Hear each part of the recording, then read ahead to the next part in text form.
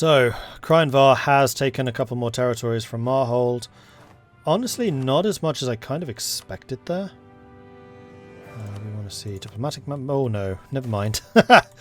Never mind. So the cap again, Helena, I do kind of wish you would not do this. Cutting off the nation from other bits, just cutting them in half. I know it's the most effective way to do a peace deal, it just feels so scummy to do it. But they've taken 1, 2, 3, 4, 5, 6, 7, 8, 9, 10, 11, 12 provinces from Marhold. And Marhold is pretty much dead at this point. Although we have seen Adenica bounce back from a similar defeat. So we shall see what happens there. Meanwhile, Vern is coming back in, starting to try to siege back Timberfort in Pearl's Edge. Lorent, meanwhile, pulling back a little bit to lick their wounds. But Lorent really does not have a lot of manpower left.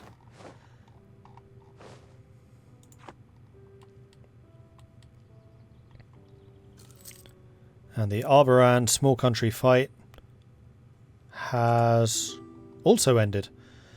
And small country lost the territories up here that they took in the last fight from Arboran. There's only actually 2 provinces. But are they centres of trade? My guess is yes. No. And no.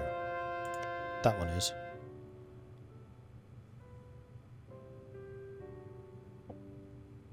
But that was already Arboran's.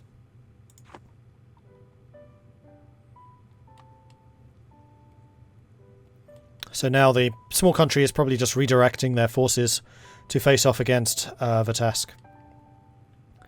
Now, Arboran is also Coronite, so they probably do also want the Emperor to win in this one.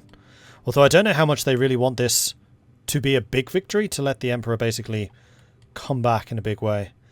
So it looks like Adenica's forces have been routed and sent packing. I do think it was a mistake for Adenica to be going after Conwell and not Arboran there.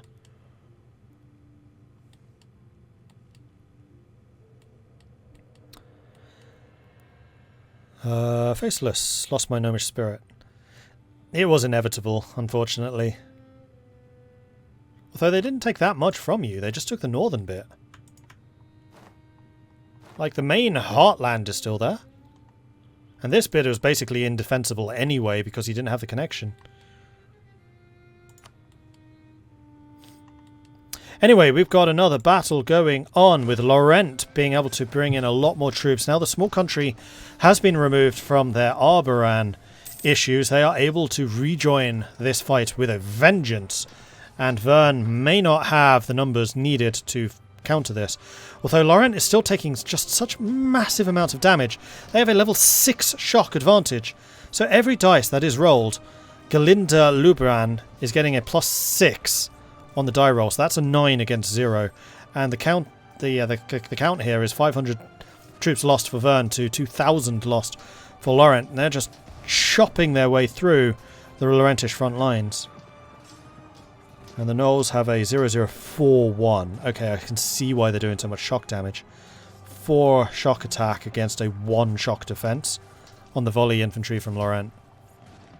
So Lorent are built for fire wars. And the Gnolls don't care. Nothing about no muskets.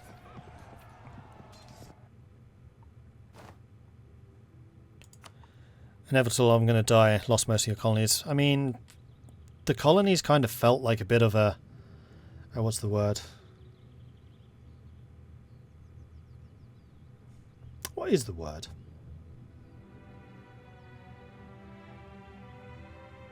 Like, they were going to draw you into conflicts regardless.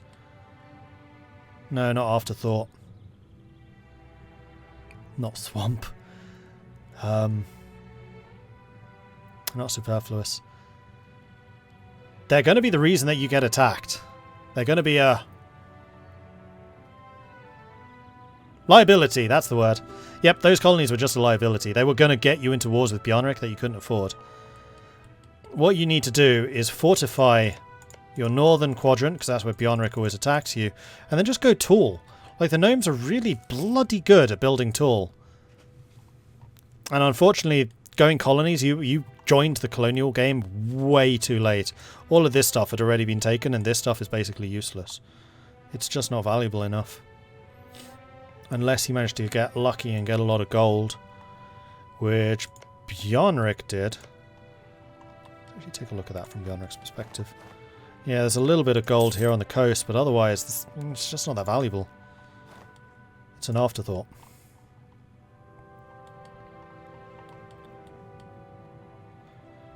Building tools, funny because the names are so very, very short. I mean, you're not wrong. Okay, so what is happening with Adenica? Adenica is dealing with incursions from some of the miners. I think they're mostly just fighting a defensive war. I'm a little bit surprised that Vern is worrying so much about Lorent and not going after Adenica. Although that would buy... I mean, okay, so here's what I would like to see. I would like to see Vern joining Conwell in a big attack on Adenica. That will draw Lorent's armies around to go and help Adenica out. And then Vern just withdraws and then crosses the strait here. And then Lorent, to defend the strait crossing, has to go all the way back around again. Like, maneuverability here is absolutely on Lorent's favour. The other thing which is really freaking weird is Eberthil. Where is their navy? Their navy could be so useful here. But maybe they have an agreement to just not bring the ships in. So Anbennar has joined in with their huge number of galleys. I don't think this is going to be a good fight for Lorent. Although Lorent 17 heavy seem to be doing... They have 70 engagement with? Oh, because you have an amazing maneuver commander. Oh, never mind. Lorent's got an amazing admiral. It's just allowing them to absolutely butcher the enemy fleets because they're effectively getting double the number of guns into each one of these rounds. And because of that, they're just shattering the numbers. And because Vern doesn't have naval ideas, they are losing ships for every single ship that is sunk. And now that Anbennar has started to feed in the galleys every time a galley is lost, that's just... Like if we switch over to here, yeah, I wish I had been looking at that from Lorent's perspective. That was an amazing engagement for Lorent. They just took a whole bunch of heavy ships. That was a really, really good fight for Lorent. 6 maneuver. Mariano of West Coast. Absolute living legend. And he is the reason that Lorent just won that fight.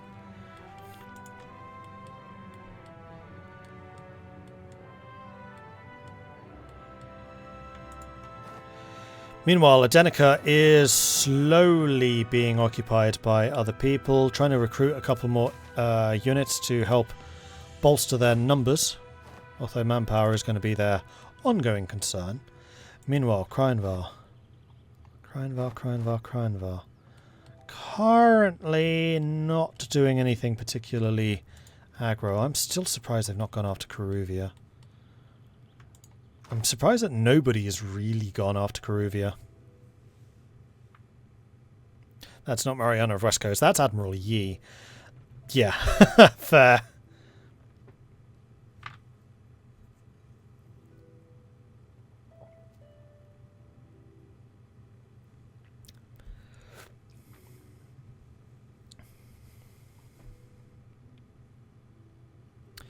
Okay, so small country taking down who's that? Moonhaven Nation.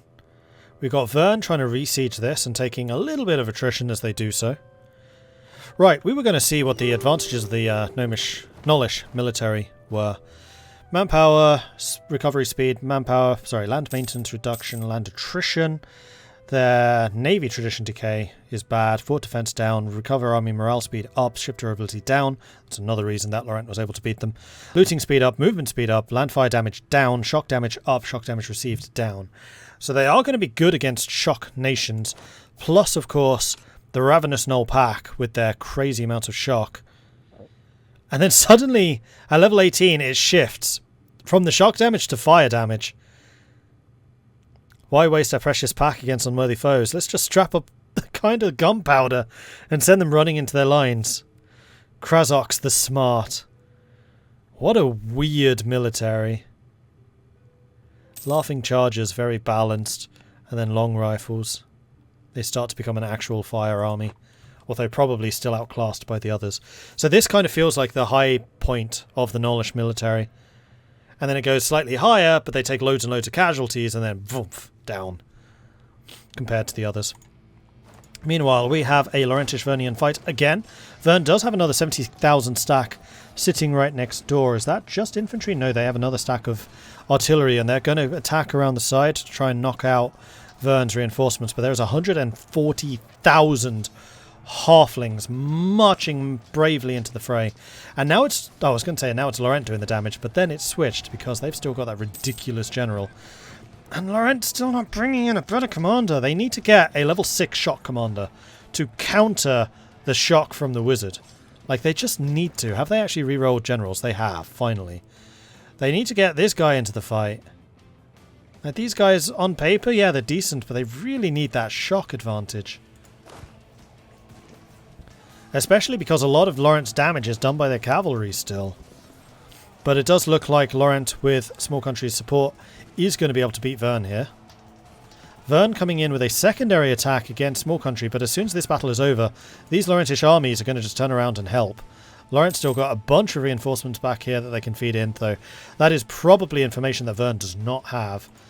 Small Country's force here is going to take a beating, although... Ooh, this could be bad for Vern, because they're fighting on a -2. If Lorent's army here had turned around and supported the Small Country, fighting at a -2 and without the wizard, this is free kills for them.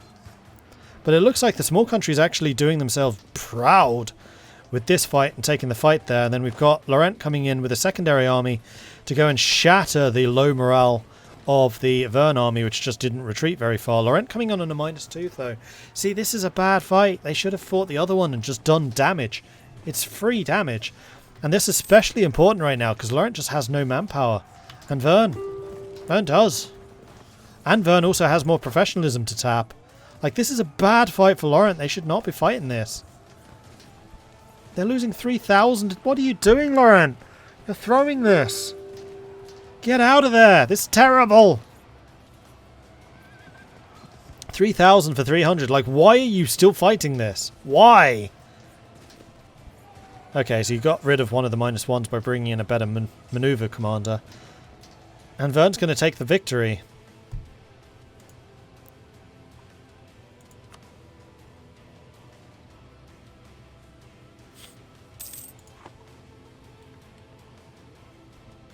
Send more into the meat grinder. Yeah, that kind of felt that way. Meanwhile, Adenica is chilling. What is Adenica doing? Have they finally gotten access through... Nope, they are going after... Oh, they're going after Anbennar side bits. Meanwhile, we've got Vern pressing the advantage. Lorent just captured a flagship. Nice. Pressing the advantage. Oh, they were probably messing around with the boats and watching the battles. That's probably what happened. Small Country is not going to get any support here. Lorent's armies are nowhere to be seen. Because they're all back here again. Meanwhile, Conwell is holding the line. And... I was going to say Jibet seems to have gotten rid of a lot of the... Jibet seems to have gotten rid of a lot of their forts, but they're just not showing. They haven't. Not really.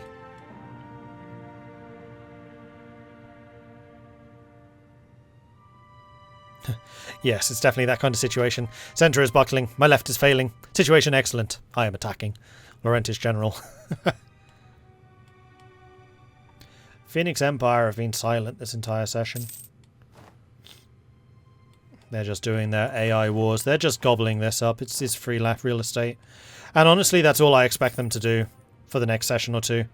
Now that we don't have a Rahan player, we do have an Ovdal Khanzad who could potentially make life a bit more difficult, and they are expanding really nicely out here.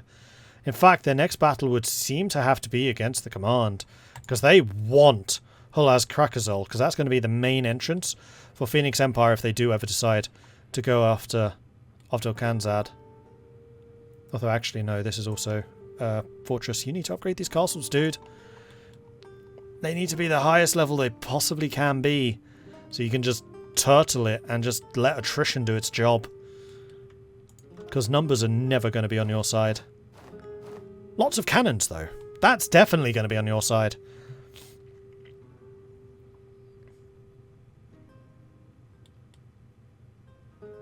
In fact, if we just take a quick look at Kansat, they may actually have been gotten quite a ways down their mission.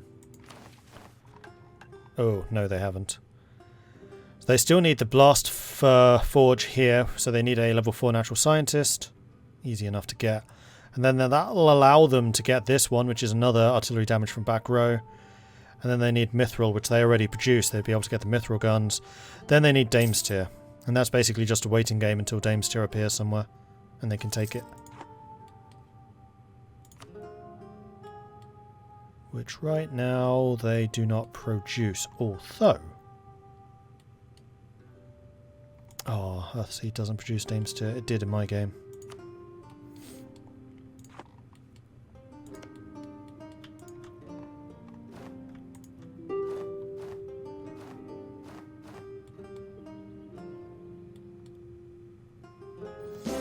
Meanwhile, Hammerhome bravely fighting and dying.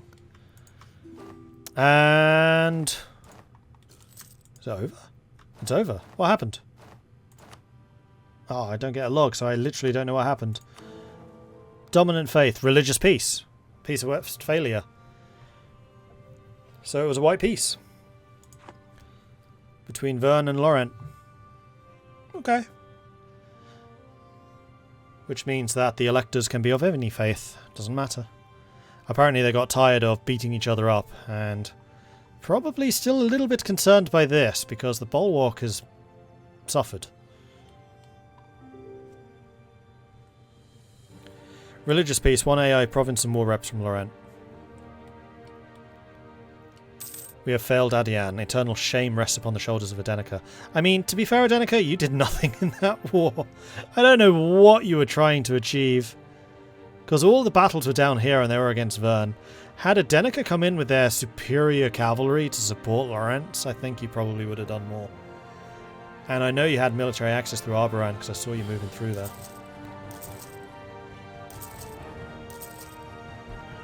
That was well fought by Vern. So... Lorent's land battles, not amazing. Lorent's naval battles, astonishing. They had no right to be winning the battles that they were winning. Like, Lorent's naval prowess there was impressive. Anbennar and Vern's naval prowess, not very impressive. Coordination, as I said, throughout that fight seemed to be really bad. Small country, as always, being an absolute trooper and being wherever they needed to be. Fighting against Arboran was just super opportunistic, but I feel like that's going to stab them in the back soon. Because Adenica, we know, already dislikes Arboran, and I would have liked to see Adenica focusing on Arboran to support the small country, and basically punish them for that, and then both of them would be able to join the fight proper against Vern.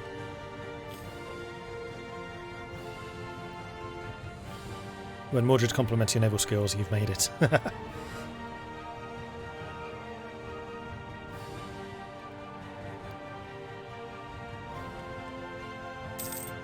But Adenica's still looking pretty strong. Like, I'm pretty pleased with how they are doing. Arboran, I feel like, may have made some bad choices there. I'm still astonished that Coruvia still exists. I mean, hopefully this means that we'll get a Coruvia player next time. Because Coruvia is still strong. 70,000 manpower of 120 maximum. Their economy is decent. Like, they're definitely not one of the great powers, but they're definitely a major power, a regional power. Adenica attacked Conwell and failed. Yeah, which I'm not surprised by. We have seen Conwell defeat massive coalitions. I don't know why Adenica felt like they would succeed. Well, again, that's kind of our advantage, as we can see everything we have seen Conwell win those. But yeah, I'm not sure why Adenica thought they would succeed against Conwell, where others with many more troops than they have failed. Going against Arboran, though. Arboran was isolated, it was on their own, it was just them. Wouldn't have taken very much to capitulate them. Because they were just going with an opportunistic war.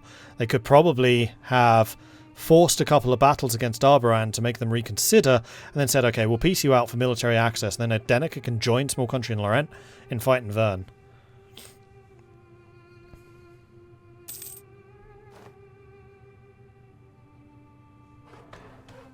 It's not literally called wall, it's well. Conwell. Nice try though, Chibi. Nice try. It's not like Marhold, where they will hold the line. Marst hold!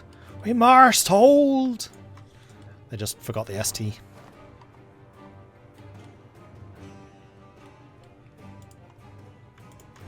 I think it's more with Conwell that, well, we tried.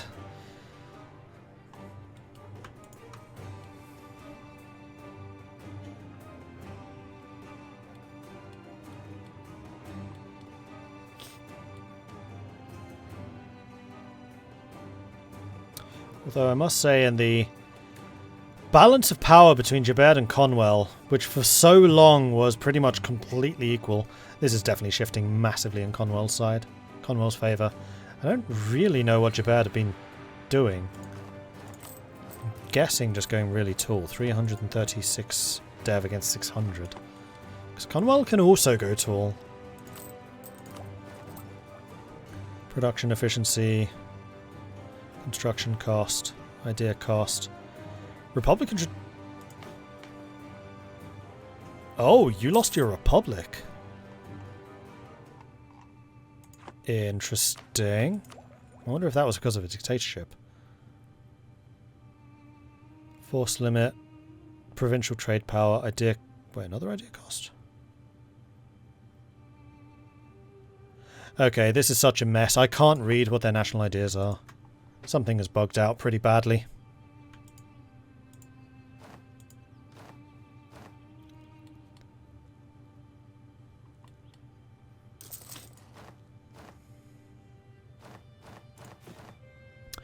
So, one thing I would like to see from Adenica is a massive work of trying to build training camps and barracks. It looks like they got the barracks up already. And soldiers' households they have not even started on. Because what they really need is more manpower. Badly. So this is the downside for the heavy cavalry nations, is you are entirely reliant on your own manpower pool. You can't really use mercenaries. And you can't really rely on having a solid backline either. And as your cavalry units die, it's hard to replace them. They're expensive. Adenica's on a monetary time bomb situation. Yeah, that's going to be the downside. They need to come up with some kind of agreement with small country for ongoing financial assistance, which right now is not really forthcoming. Although, as we say that, Jibet sends them some money. Fair enough. Adenica's also not managed to do much at all of their mission tree. What's stopping them?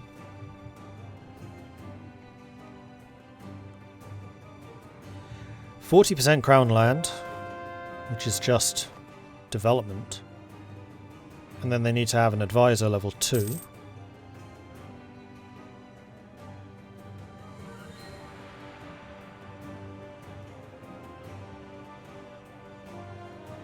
And then that one they've already got, which is going to give them more cavalry combat and shock. That'll lead to this, so they need to have a 20 development farm estate, which will lead to more goods produced modifying cavalry.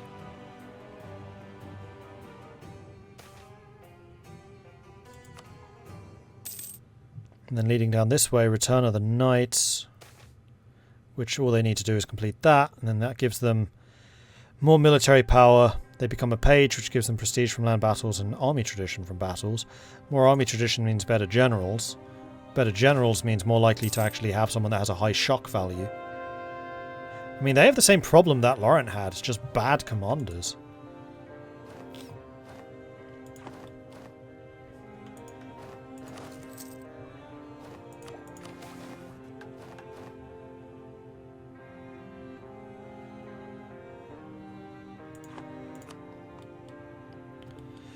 Meanwhile, Bjornrik continues to embiggen themselves. And considering how many times I've seen Adenica going for Elnor, and Elnor is still alive, have they become a march or something? Nope, still independent. Somehow. I don't know how they are still alive. Covenblad also independent. Hammerhome, also independent. Yeah, Escan's just been a mess. I'd kind of like to see Marhold going after Wyvernheart, Count's League, Kugdir. Like, these guys just need to consolidate.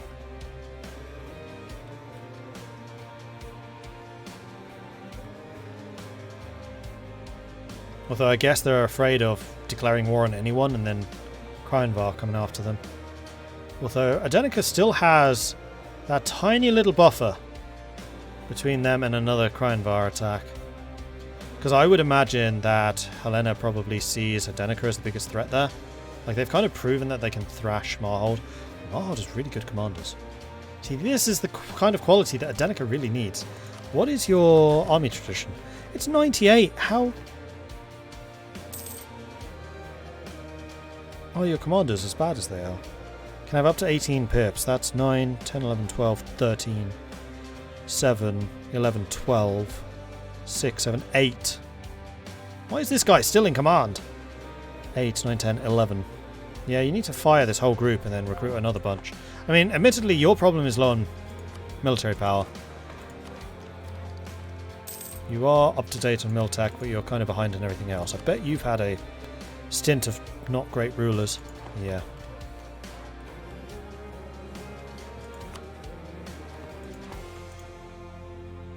Anyway, Phoenix Empire are still fighting against the Rahan nations, just taking more and more land over here, which is entirely unsurprising. That's completely in their best interest.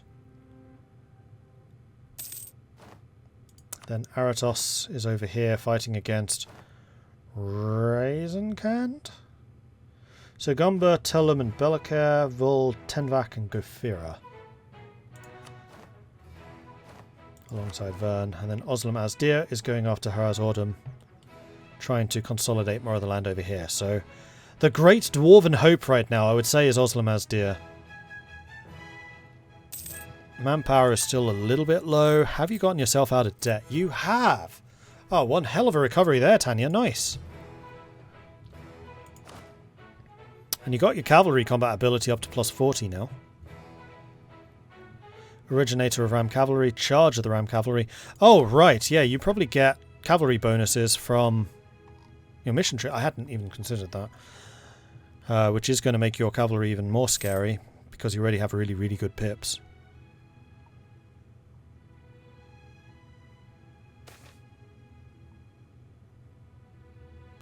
First mission, he just got the land he needed in Adenica. Gotcha. Fair enough.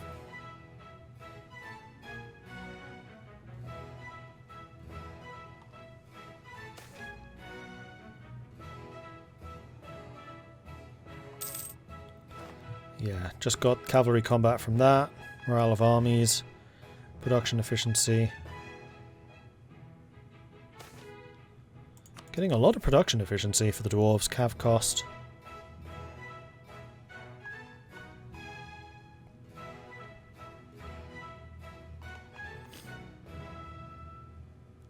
Choice for the Ram Corps, which I'm guessing would be another bonus. Cav cost minus 20% until the end of the game. Cavalry fire, which will stack with the cavalry fire they've already got. So their cavalry will fire 50% more damage. No, double damage, in fact. With powder kits too. Oh no, it will replace. So that's just another 0.25. So 0.75, there you go, there's the double. 0.75 plus the other 0.25. Cavalry combat, cavalry flanking, cavalry combat ability. If you're trading in Mithril, again, an additional plus 5. Special feed, so it's like a branch from this, a branch from this, and a branch from this. Permanently increases static artifice capacity by 2. Mecha Ram prototypes. And that just starts the event chain. Interesting. Okay, okay. However, having a couple of rebel issues there, Tanya. Does Hul Yorkad have missions? Remind me, who's that?